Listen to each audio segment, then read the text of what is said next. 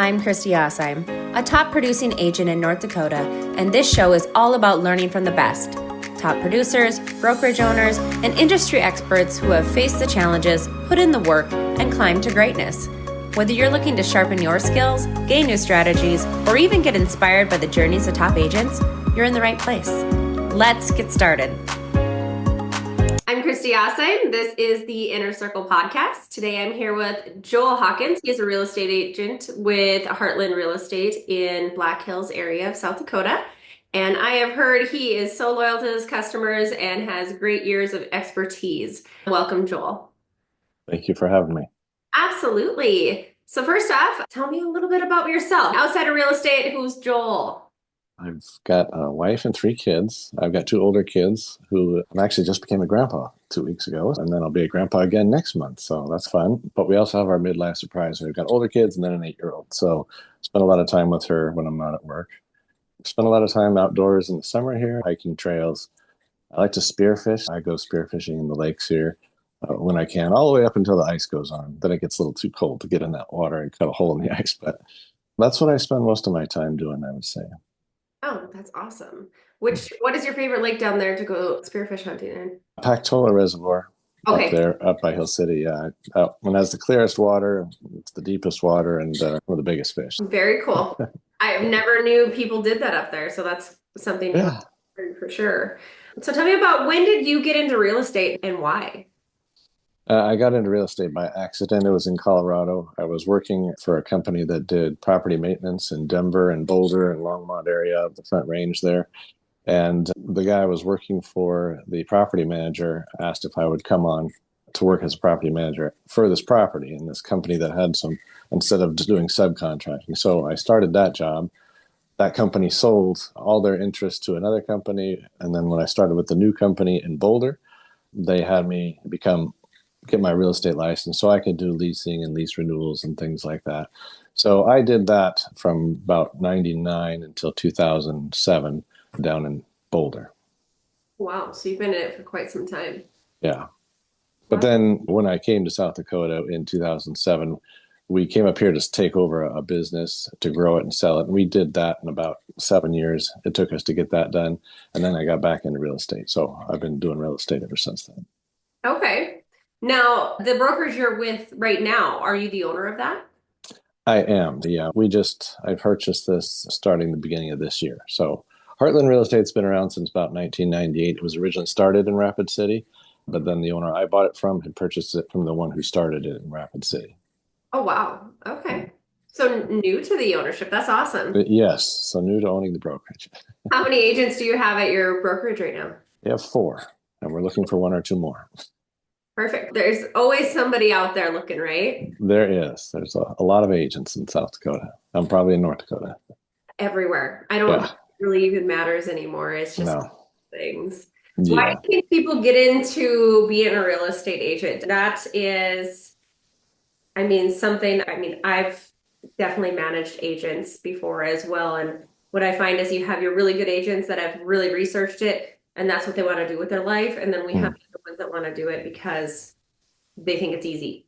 Yeah. I think those don't last very long. If they come into this thinking it's going to be easy, they're going to make $250,000 the first year, and then they get disappointed when things don't work out the way, and they usually don't last very long.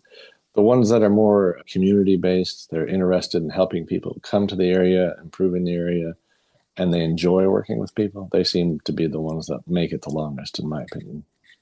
Oh, absolutely. There's just a very big misconception. And I think even buyer and seller don't always know, especially buyers, when we're talking new buyers that have never purchased anything. I think they think we're also like an employee, or don't you work for that brokerage? Yeah, we technically are licensed with the brokerage, but we're all independents. Yeah. And a lot of people don't understand that, and even get into real estate not understanding that portion. Yeah. Do you try to educate agents when they're thinking about coming on with you then at that rate? Yeah, try to, because as an independent agent, you have to think of you're hanging your license there as your business. So, you need to keep track of all your expenses. You need to keep track of all your own clients. There's stuff that the brokerage can help with those things, but you really need to be responsible and organized to be able to keep track of those things, or else you can get yourself in a lot of trouble at the end of the year. Oh, absolutely. I know I used to do a huge checkoff list of training when a new Mm. person would come on. Have you developed something of the same so Y- you know what they're doing? Yes, I have one, but I would love to see yours because it's always good to see how other people do it. But yeah, I have one that I go through and that I like to keep track of where they're at with it, just to, because as the responsible broker, you got to make sure that everyone's doing what they should be doing. Yeah, I can absolutely share that. So me and another girl, we had taken over and started managing a brokerage years ago. I no longer do that. I'm just with a cloud brokerage now. But we talked about when we took over is when we first started, we were thrown to the wolves. I don't know. Did you have that same aspect? I know you were kind of in a different realm. So when I started here, I had been in real estate. I had done it in Colorado, but for me, this was new because everything I did in Colorado was commercial. This was my first time into residential. And so the broker at the time, he probably the first 10 transactions I did, we worked hand in hand and he helped me through a lot of it. And even going forward, he was really a good resource. And even today, even though he's retired, I still give him a call and ask him questions because you can't compete with 25 years of experience around here. No, I will still say I'm almost 10 years in and I learn something new every day and Yeah, you there's have to be okay mhm. with that. Yeah, there's always something more to learn. Oh, absolutely. There's always something unique and different happening. And I just now, when new agents are thinking about coming on, I want to educate them. I want to tell them anything and everything I could possibly do. Even before they go to school, I've tried to say, okay, you need to save money. This is not cheap. You don't just Hmm. get into real estate and you make money. It's not, Yeah, and there's costs and there's this and there's yeah, that. and I try to give them an idea. Like winters are pretty slow here. I'm sure it's probably the same in North Dakota. There's not a lot of people coming here during the winter, or even really looking, other than local people or maybe people who are moving up as buyers. But you got to be able to plan for those months when it is pretty slow. And the biggest surprise, I think, for me going from commercial to residential, and then I try to help new agents with this and explain it to them, is that when you're dealing with residential, people get pretty emotional about that, especially sellers, about the house that they're selling. And so what you present to them and how you present it to others can have a big effect on them, which to me, it was like real estate was business and there was nothing else. But there's a lot of emotion that goes into it with residential. Oh yeah. Yep. I started out in residential. Now I do more commercial, so I totally understand. I still do both, right? I will say it is definitely commercial. It's corporate. It's really just cut and dry and simplified in that matter of no, like the emotional Yeah. portion. But you get in with buyers and sellers in the residential realm. I have to be a different person with every person. You have Yeah. to modify how you are around them to accommodate their personality. It's You know, true. some of them, they want the cut and dry, blunt, and Hmm. that's the person I am, which I do have a lot of those clients to do to that. But a lot of times you have to be very careful how you say things. And You do. Yeah. yeah. You're a psychologist half the time. Oh, yes, you're a multitude of different things. But I even have, when you have, sometimes you have friends that are buying and it's a sticky situation, and I'll have them call. They're like, can you just be my friend for a minute? Don't answer as my realtor. What do I do? So Yeah. you always have those instances happen. As far as the Black Hills go right now, I know it was super hot and heavy and a lot of builders came in. Where are things going right now? There's still a lot of building going on, but well-built homes that are reasonably priced are really getting hard to find. So I don't really see much under 200,000. Even like a one bedroom, one bath in Hot Springs will be listed in the low 200s. And finding anything for the first time buyers is getting a lot more difficult in the Black Hills, I would say. But there's still a pretty good demand in the area. The Black Hills is not a big area, and there's still a lot of people coming here. There's still a lot of cash buyers coming in and looking for the right property. So there is still quite a bit of demand for the area. I think the biggest price range we're seeing get bought up is around 375 to just under 500. That seems to be the sweet spot for buyers right now. But there's a lot more $1 million plus homes in South Dakota than there was 5, 10 years ago. And there's getting to be more options for that too. So it's bringing in a lot more retired people trying to get away from the busy suburban areas or areas that were locked down a lot more than South Dakota was during the whole COVID thing. So, because we never really had to experience what a lot of the other parts of the country did. And I think that's still drawing people here. Yeah. It's just a beautiful area. You can't go wrong. So as far as your buyers that are coming in, do you have more out of state, out of town buyers coming in, or do you still have a big chunk of locals? No, I would say the majority are out of state, out of town buyers. There is some locals, but I would say it's about 80% out of state and then maybe 20% moving up or downsizing to retire in town. But the rest of them are out of state. A lot of people from Colorado and California and Washington and Minnesota, I would say, are the four biggest states that come here. Okay. Where do you see the market going in the next 5 years with so many people moving in? Black Hills aren't very big, so I think it's 5,000 square miles. I think it's something like 2,000 square miles of that is national forest, so that doesn't leave a lot of land for people to buy up. I think the Black Hills are going to continue to be a popular place over the next 5, 10, 20 years. What happened to Jackson Hole or Steamboat Springs, Colorado, where prices kept going up? I could see that happening here. In down years in the economy, I think the prices are probably going to stay pretty close to flat, maybe go down just a little bit, but a lot less than in bigger suburban areas. But then when the economy is doing well, I expect the prices to continue to climb because there's just not that much inventory.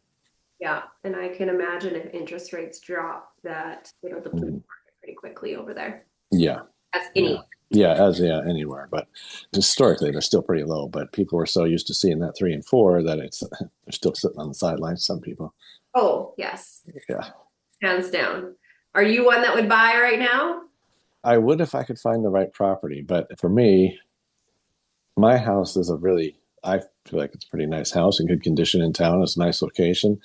I would have to find a property that I really wanted. I actually have my eye on one. We'll see what happens. But it's not on the market right now, but I know the guy who owns it. So being from the Black Hills, I always have to ask, so where are the sweet spots? Where are places that you would go that maybe it's not so tourism-y, like the locals? Where do the locals love to do and go in the hills? They ended up being a lot of the touristy places too. But like in Hot Springs, there's the Moccasin Mineral Springs and Spa. During the summer, it's filled with tourists. But during the off months, basically October through April, it's mostly just locals there. It's really nice. You can go there and just relax. And further north in the hills, I don't camp and do a whole lot during Memorial Day to Labor Day because it's a lot of people that come here during those times. So I'll start camping after. And then up by Pactola, Sheridan Lake, we have a lot of breweries too now. So there's some in Hill City, there's one in Custer, there's several in Rapid and Spearfish. So I like to go to those too. But mostly it's a timing thing for me. And I think a lot of the retired folks start coming after the summer months as well. Oh yeah, absolutely. We do the same. We love Mhm. to come down there, but of course we have an Airbnb and if it's usually full in those times. So we go Yeah, when it's not, but we do love to golf, so I'll take up the golf courses and things. nice. So it is. Have you done the hot springs one?